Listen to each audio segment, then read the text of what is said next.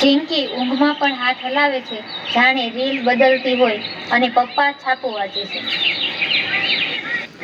અરે ચિંકી, સવારના 9 વાગ્યા, છાપું વાંચ. દુનિયામાં શું ચાલે છે એ તો જો. પપ્પા, છાપું તો આઉટડેટેડ થઈ ગયું. મેં સવારે 6 વાગ્યા ટ્વિટર પર જોઈ લીધું કે અમેરિકામાં કોણે છીંક ખાધી. તારી આંખો તો જો, ડોળા બહાર આવી ગયા છે. લાગે છે તારા મોબાઈલનું ચાર્જર તારી નસોમાં ભરાવવું પડશે. કાકાની એન્ટ્રી. ગામડેથી કાકા આવે છે. ઓહો, રામ રામ. કેમ છો બધા? કાકા, 1 મિનિટ હલતા નહીં. Smile please. અરે કાકા, મારા ઘરે એવું સ્ટેટસ મૂકવું છે મારે. અરે ચિંકી, આ શું છે? તે તો હજી મારું મોઢું નથી જોયું ને ફોટો પાડી લીધો. એનું એવું જ છે ભાઈ, એને માણસ કરતા ફોટામાં વધારે રસ છે. જમવાનો સમય છે. બધા જમવા બેસે છે. ચિંકીના એક હાથમાં મોબાઈલ છે અને બીજા હાથે જમે છે. ચિંકી, શાક કેવું બન્યું છે?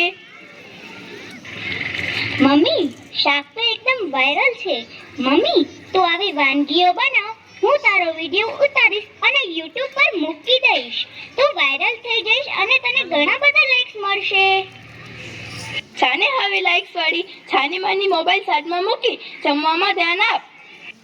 અરે ચિંકી, આ કઈ ભાષા? વાયરલ, YouTube, લાઈક, આ શું છે?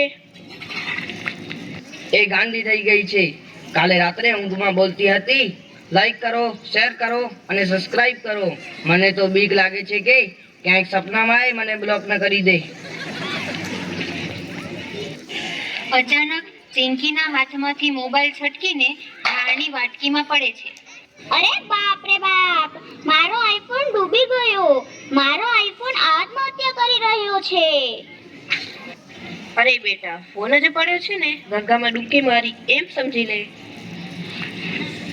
કાકા, આ 1 લાખનો ફોન છે. આમાં મારા કેટલાય ફોટો અને કેટલાય યાદો પણ છે. હા, અને એમાં તારું અડધું મગજ પણ છે, જે હવે દાળ સાથે મિક્સ થઈ ગયું છે.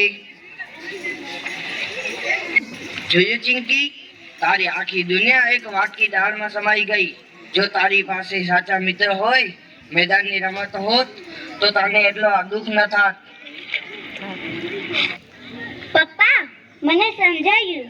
હું ખાતી વખતે, વાત કરતી વખતે પણ મોબાઈલમાં જ હતી. મેં કાકા સાથે તો સરખી વાત પણ ન કરી. બેટા, મોબાઈલ ગજવામાં સારું લાગે, માથા પર ચડી જાય તોય આપણને રિમોટ કંટ્રોલથી ચલાવવા લાગે.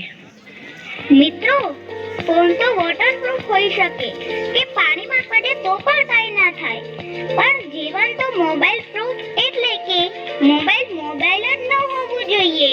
ડિજિટલ દુનિયામાં એટલા ના ખોવાઈ જાઓ કે અસલી દુનિયાને જ ડિલીટ કરી નાખો. હવે જોઈશું બોધ અને સમજણ. જે મોબાઈલ નેટવર્ક જોડે છે, એ જ મોબાઈલ પરિવારને તોડે છે. હસો, રમો અને જીવો.